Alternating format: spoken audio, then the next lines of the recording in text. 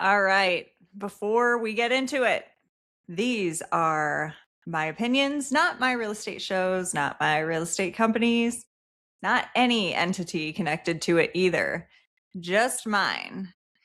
So, Friday, it is Friday, TGIF, some people would say, but those people probably aren't in real estate because what's Friday anyway? The central bank just changed hands. Today is Jerome Powell's last day as Fed chair after 8 years. Kevin Walsh taking the keys Monday, brand new week. And Zillow. Weird that Zillow's still in the news. They are not waiting for the courtroom. They told Chicago brokers to set up feeds and route around MRED before MRED yanks the syndication. 3 real stories plus Connecticut's, or as us nutmeggers like to say, private listing bill is sitting on the governor's desk. And this is my real estate show, Unfiltered.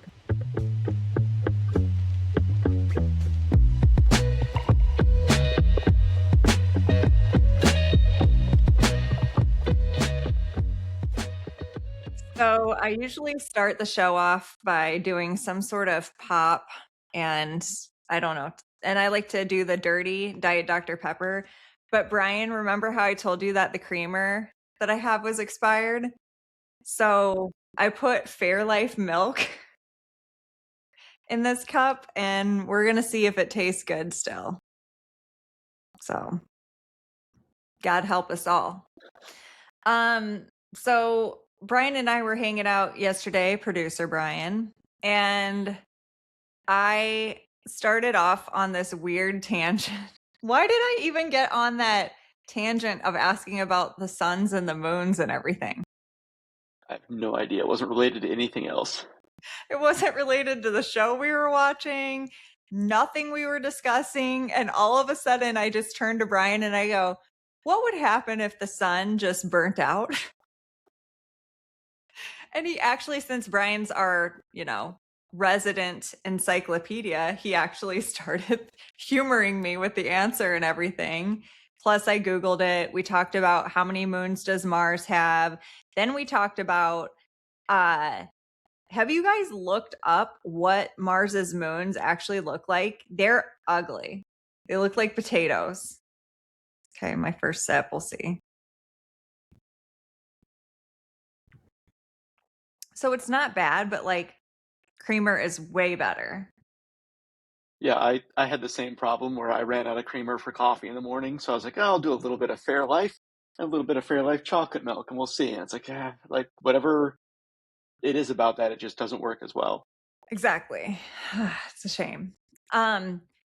So then Brian got me into I didn't really look up this conspiracy theory yet, but did you guys know that there's a conspiracy theory out there where our moon isn't real? Brian, talk to us about that.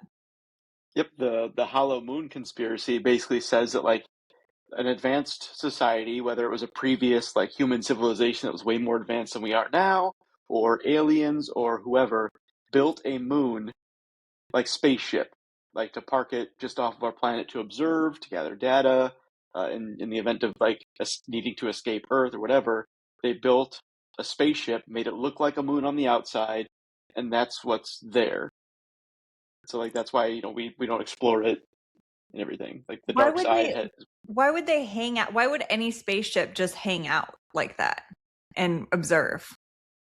You would think after how many hundreds of years that, we've reported on the moon that they would have been bored by now and just been like, see ya. Well, I know there's, whether it's related or not, the like conspiracy that Earth is a zoo where they dropped like humans off and animals off and set them here just to see what happens over time, like whether we were engineered by them or whatever. So they're just observing over because we see time linearly. We live short lifespans. Maybe they live millions of years or billions of years or immortal. And just watching humanity evolve for like 100,000 years is the equivalent of like a weekend of watching like animals at the zoo for them. Like we don't know like for us, hundreds of years is generations. For them, it could be a blip. So like that's where you see things through like the human perspective, and you need to think outside the box when it comes to like either crazy conspiracy theories or alien civilizations or the way other, species would see things, because the like we have pets and pets live a short period of our lives. So for their life, we're everything. And for our life, it's a short window. So you like expand that to maybe we're just pets to aliens and they're just observing us there. So that's kind of how it ties in. Yeah. And I guess like my mind would have been totally blown on timelines and stuff if it hadn't been for Interstellar, I guess. That probably helped quantify it for me. Yeah. All right. Well, let's talk about some real estate stuff. Oh, by the way, what I was going to say when I was like, hey, I'll talk about Star Trek. So when I was little, I would, I'd have to go to bed early, boo, being a kid. But then I'd hear my dad watching, I'd hear the Star Trek, The Next Generation start playing. And so that's like, I used to think that show was so boring. And, but that theme song and just like, I guess the boringness of the show or whatever, I'm like, that's kind of a source of comfort. So when I was going to bed last night, I'm like, I'm going to put on an episode of Star Trek Next Generation. And I watched the first episode. I actually like it. Like, I think it's a good show. Yeah, I mean it's well written. The cast is phenomenal. Like obviously, Captain Picard is one of like the biggest characters in TV. The actor has gone on to do huge things. Most of the cast of the show is pretty recognizable from just that role. The theme song is iconic, and it's really cool to see like Star Wars the movies were really big for like models and blue screen, like getting, miniatures to look like space. And Star Trek, the way they did their starships in space was different, like a building upon that, and it looks really good the way they, made it work. There's a lot of Yeah. like good writing and like themes in the show. And I used to watch it, as a kid growing up with just cable TV. For those of you under 30, Google it. But yeah, we had like, however many channels there were, and that was just on every night. And I would watch the episodes because it was reliable and like they're similar to like Simpsons. So I definitely grew up on it as well. I think one of my first Halloween costumes was one of the Star Trek like unitards. So two of the naturally, I went onto IMDb, looked up a little bit of trivia. One piece of trivia that I found very interesting was, I forget his name, but this guy with the forehead, they had to remake Worf. Worf. Yeah, they had to remake his forehead for the second season because the first season one was stolen. And so it makes me wonder where that original forehead piece is at, like in what black market museum. It's probably rotted by now because prosthetics normally don't last very long.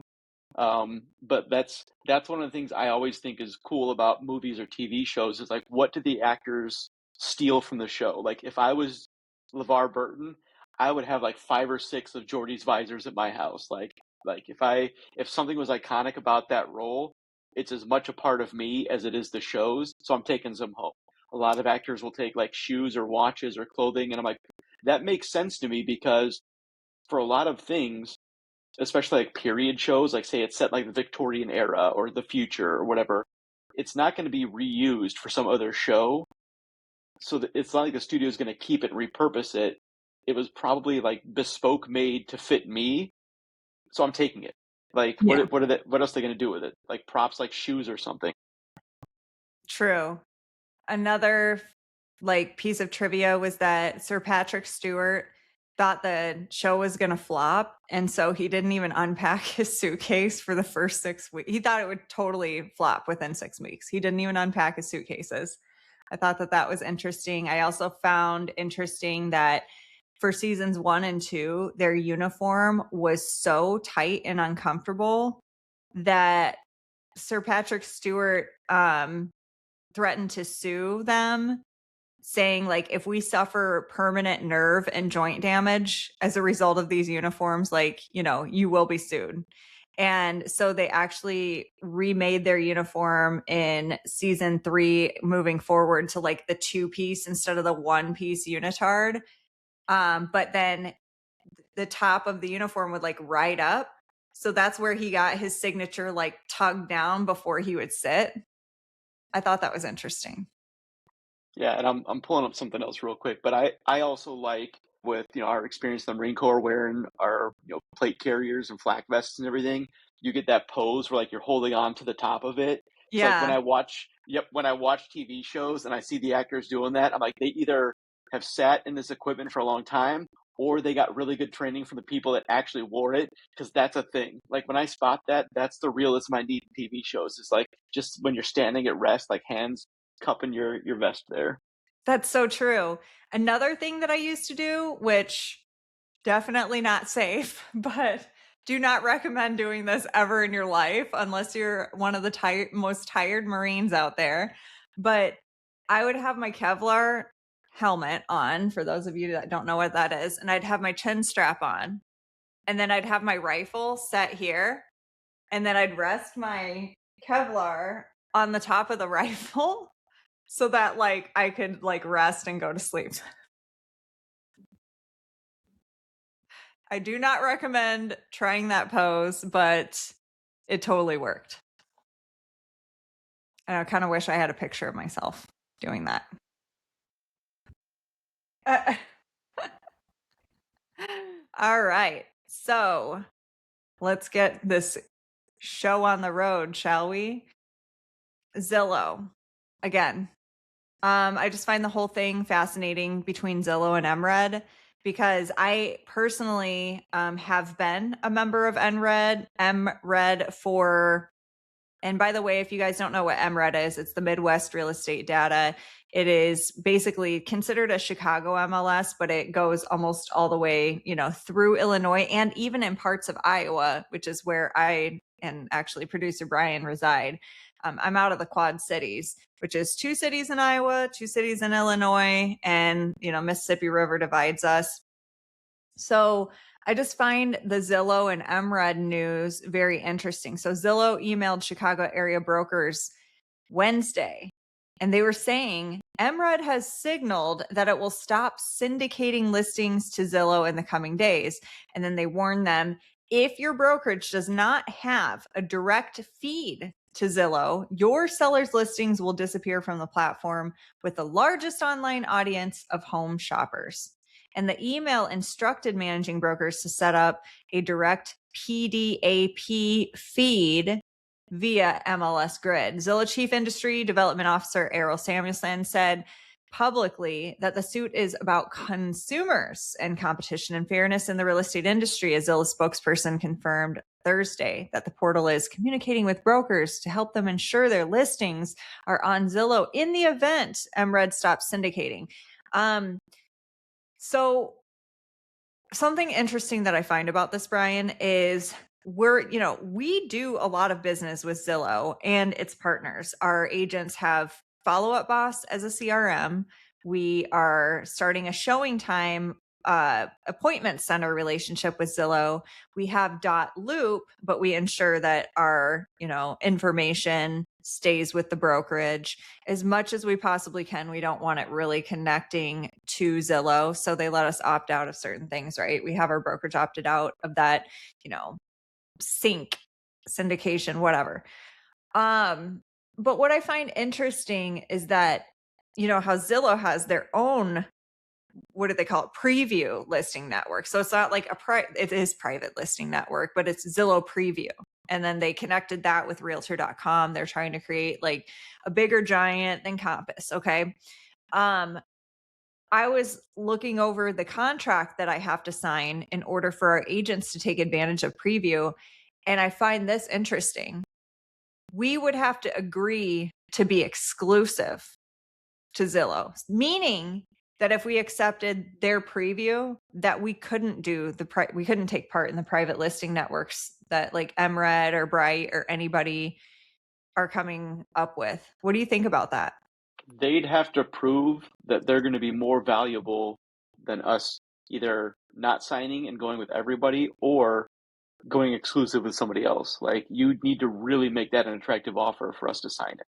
And I just find that interesting because when I think about it, like, is Zillow, Zillow is, I will agree, the reason that I do business with Zillow is they are the biggest online conglomerate.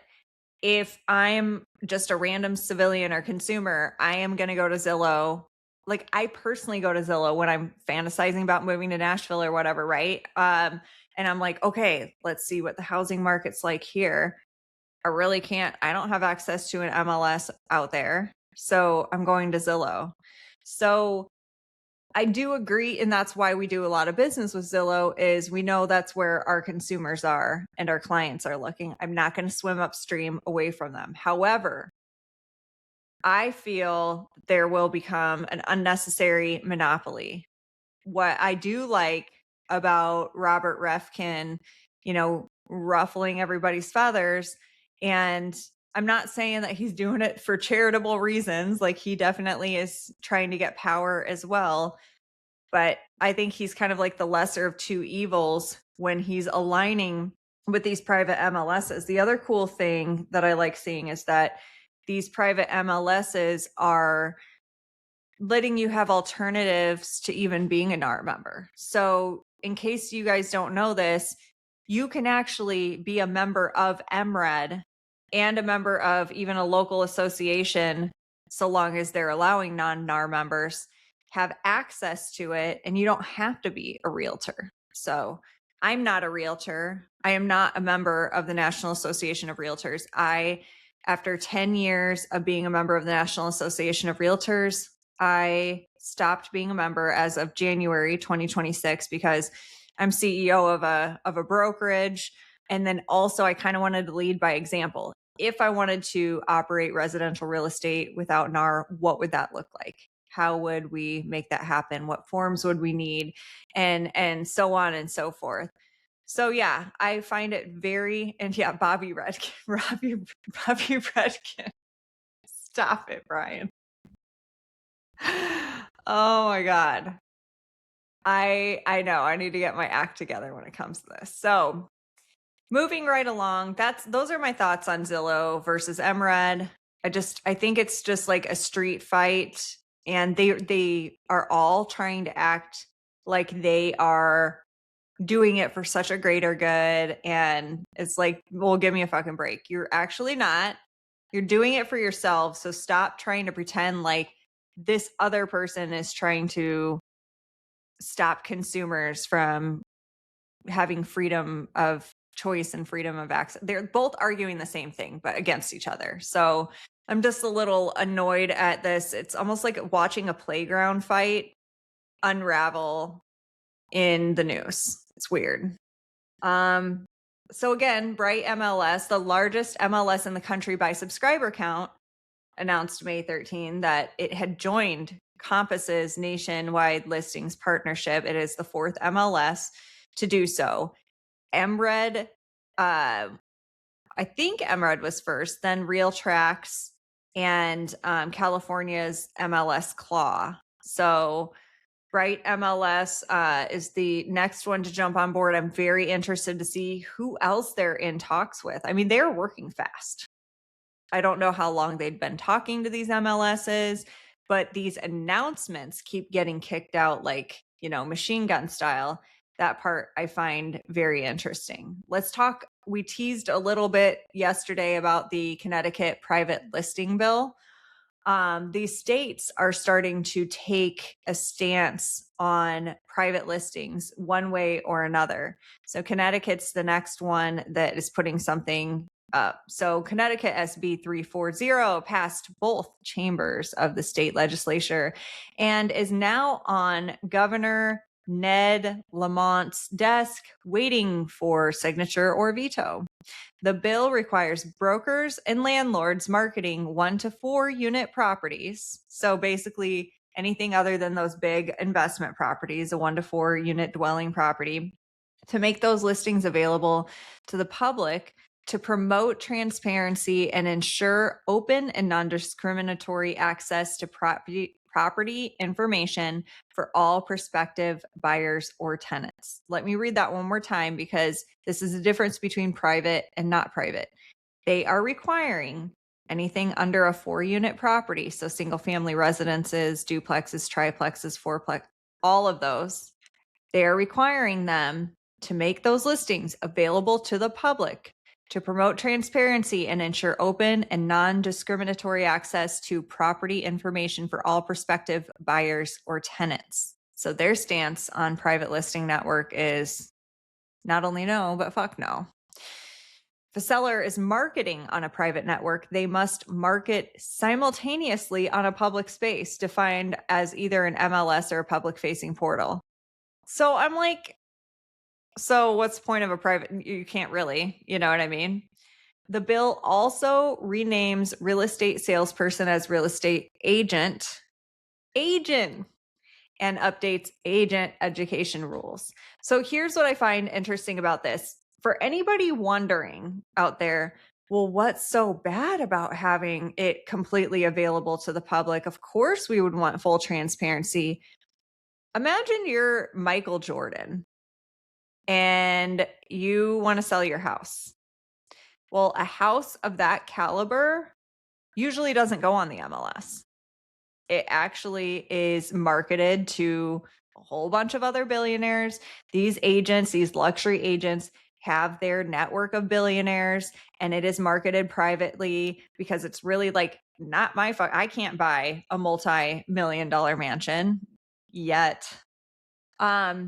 And so it's really none of my business to gawk at photos and everything online. It really does take consumer choice out of this mix. It's very interesting that the Nutmeggers Alliance of Realtors, stop it. So I just find that super interesting where people are like, well, why wouldn't you want full transparency? So I'm answering that question for you guys. This is why some people don't want full transparency. They shouldn't have to, if they're going to sell their house, they should not have to have it on a public MLS. That's my stance. If I'm a seller, I should have the choice to do whatever I want. And guess what? If I'm FSBOing my house for sale by owner, I don't have to put it on a public MLS. So they're basically forcing my hand. Well, now I don't want to use an agent to list my house if I have to follow all these silly little rules that they have to follow. I just find it very interesting. Thank you. Yes, FSBO is for sale by owner. Do you have any thoughts on any of that, Brian? I mean, I agree. I think everybody should have the right or the choice or the option to not have their house publicly listed if that's what they want. It's weird that like you as a private citizen list your house publicly, but public figures like Michael Jordan don't have as much of a right to privacy. Like there still is some, but like they're public figures. So like tabloids can mock them, like public figures are open to scrutiny and all that. So it's almost weird that like when they list their homes, they're listed privately, but you as a private figure, your home's listed publicly. Like it's weird how that works. Again, I still think whoever you are, you shouldn't have to like publicly list your house out on the internet for anybody to see, especially like pictures of the inside of the house, the layout, family photos. Like I know that there are some services like professional photographers that can blur out personal details and things, but it almost feels invasive where it's like, oh, I need to sell this house. Well, let everybody see what it looks like now. Well, that's a little weird to be out on the internet for anybody in the world to see. I think that that's really interesting. That's like a super philosophical way of looking at it, right? I mean, the short answer and the practical answer is that me as a private citizen owning a $600,000 house, I want to open that up to as many possible buyers because that's a very common price point. All right. The pool of buyers, qualified buyers, becomes much more narrow with the price point of those public figures' properties. Those people all have each other on a list anyway. So it's kind of like, yeah, so why would we need to make this public when our buyer pool is not Zillow? Our buyer pool are not the same people like looking at all that. There's no billionaire looking at Zillow being like, I'm looking up for trying to find my family home. No, they're billionaires. They literally have an agent looking at them for them. Then that agent will show not them the house, they show their representative the house. There's a lot of times where their representative just says, yes, this house will work for the family, and they never even tour it before they even buy it. So when you get to that point, it's like there's absolutely no reason to have that publicly listed. It's very interesting to hear how, or to like see how these billionaires operate. But yeah, that is kind of cool and interesting. So the other thing that I find fascinating is they say that it needs to be listed publicly in order to be like transparent and avoid any discrimination. But I would say any qualified person can make it into the private listing network. It's not like a whites only listing network. It's just qualified people listing network. So I just find I'm just, what do you mean discriminatory? Like, why are you making something that it's not?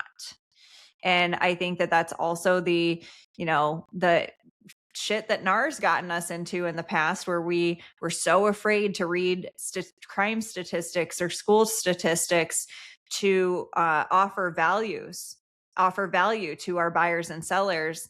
I think that this is another way of just like scaring us into not being able to give proper information. So, alrighty. And if you missed yesterday's episode, then you missed that Connecticutians, whatever they call themselves, they don't call themselves that. I'm an Iowan right now, but the people of Connecticut call themselves and each other nutmeggers. I'm never going to get over that. Just not.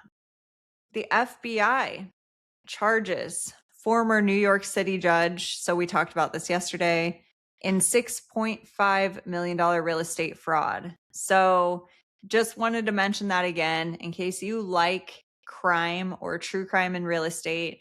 We cover that on a separate podcast called, you guessed it, True Crime in Real Estate. And we cover a new episode every Tuesday. And so in the future, we're going to cover this episode. But next week is going to be, since Alex Murdaugh's trial, his murder conviction has been overturned, we're going to be doing a follow-up episode. We had previously done an episode on Alex Murdaugh. It's going to be Brian versus Brennan, another face-off, because Brennan did not know who he was dealing with when he first faced off with Brian, but now he's got your number, Brian. So I'm very interested to see how Tuesday goes. Let's see here. Rocket Mortgage, I've reported on this in the past, like last week, but I got bored over the whole UWM thing. So there's a lender out there working for a company called UWM, and Rocket Mortgage is suing this lender company, UWM, for $100 million on alleged MSR clawback campaign. So they filed this suit yesterday against UWM. It stands for United Wholesale Mortgage. In New York Supreme Court's commercial division, seeking nearly $100 million in damages, Rocket alleges that UWM systematically violated a non-solicitation agreement tied to 3 mortgage servicing rights bundles. Roughly 182,000 mortgages with an unpaid principal balance of nearly $65 billion. Mr. Cooper Group. So, doesn't Mr. Cooper own your mortgage now, Brian? Nope, it's Rocket now. They switched.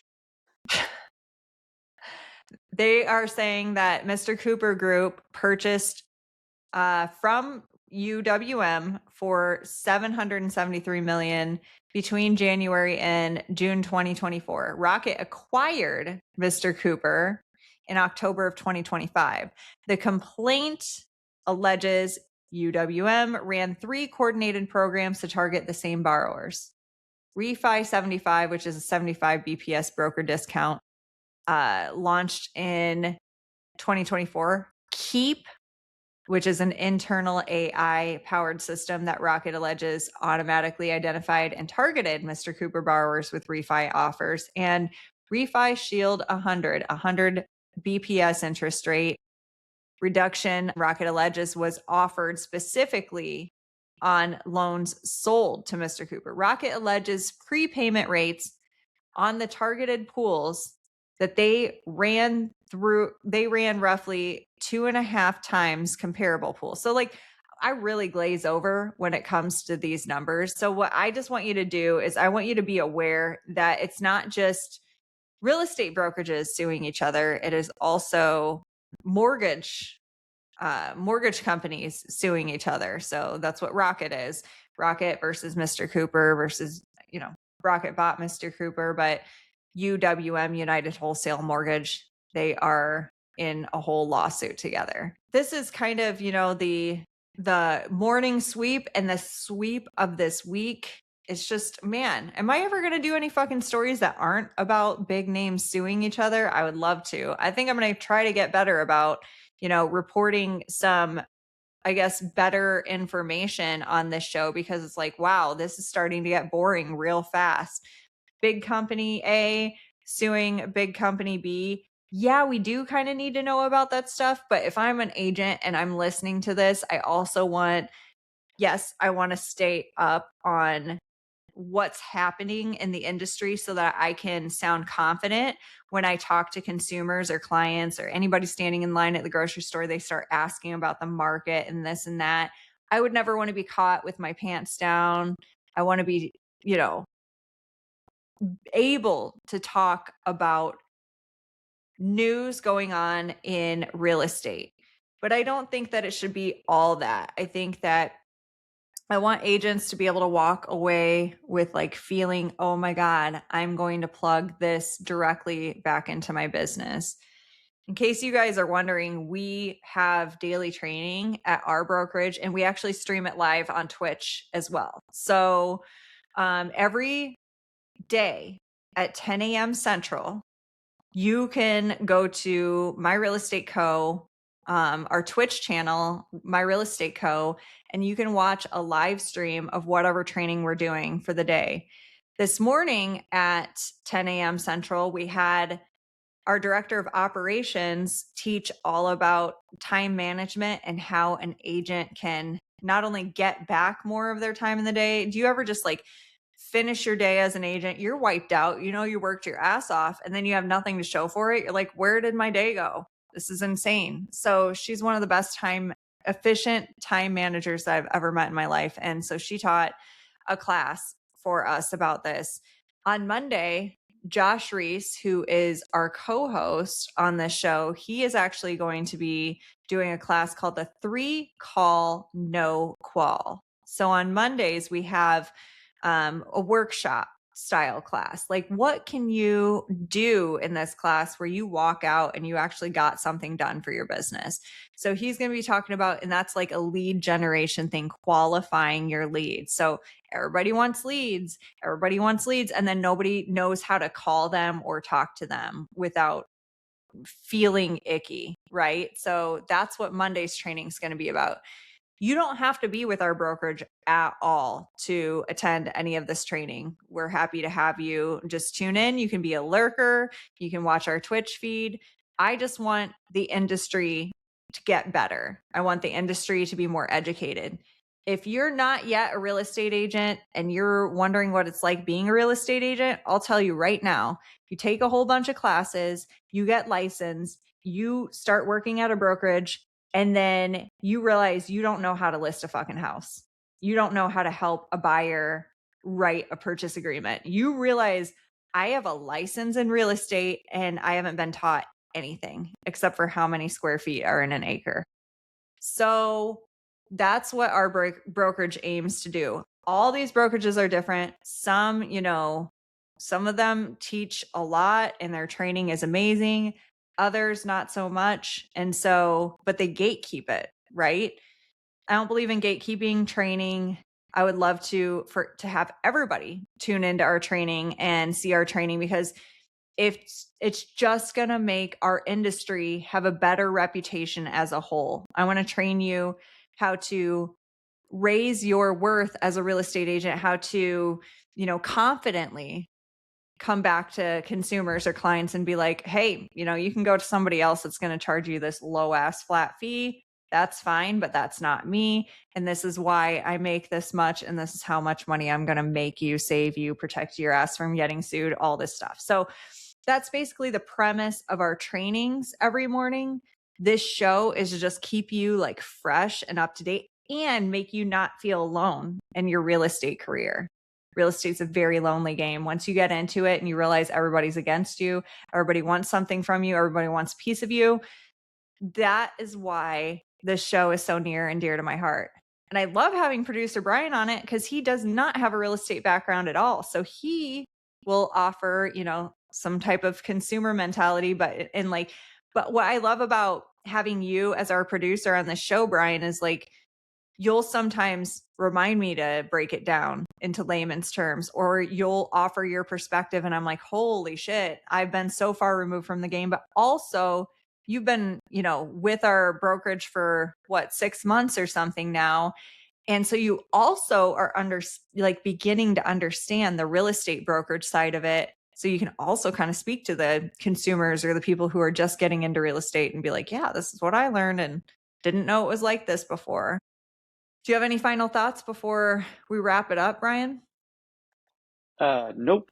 I just, talking about the prices of houses and everything, and seeing how appraisers have one idea. When you want to sell your house, you obviously want as much as possible, and then having an agent having to go through and see where it fits in the market and do their own appraisal and kind of see how everybody rates things differently is really interesting to see. You think you spent X to improve your house, but it's that the value of your house doesn't increase by that amount. If you spend $10,000 renovating something, it may only add 2 or 3,000 when it comes time to sell. So where can your money be best invested on things to get you the most return on your dollar when it comes time to sell? Or recognizing sometimes you're not going to make money selling the house doing this, but if it makes the house nicer for you to live in and you really want it, just do it. And somebody else can either they can always undo it or live with it, but don't worry about making your house unique for you, because you can find somebody who either wants that or is willing to change it. So don't be afraid to just make the house yours. Amen. And if you're watching and you're commenting and stuff, we appreciate it. We appreciate the engagement. I read them all. Shout out to, hope I'm saying it right, but Jen, thanks for the follow and thanks for watching us. I want to, I hope you continue to watch our stream and that you have a good time here.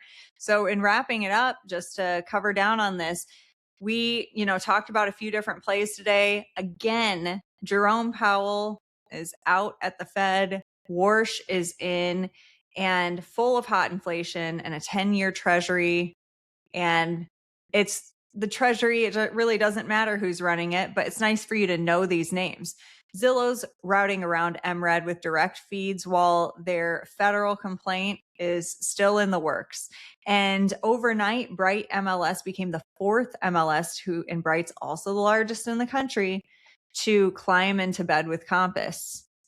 Connecticut is one signature away from joining states like Washington and Wisconsin in legislating against pocket listings. So that's pretty much it for today. And I just want you to know that crime doesn't pay. Listen to our True Crime and Real Estate podcast. That's another way that we want to train agents in real estate not to make the same mistakes that other agents have made. Then it lands them in prison and everything, right? So yeah, I'm going to close it out here. Have a beautiful weekend. We'll see you next Monday at noon.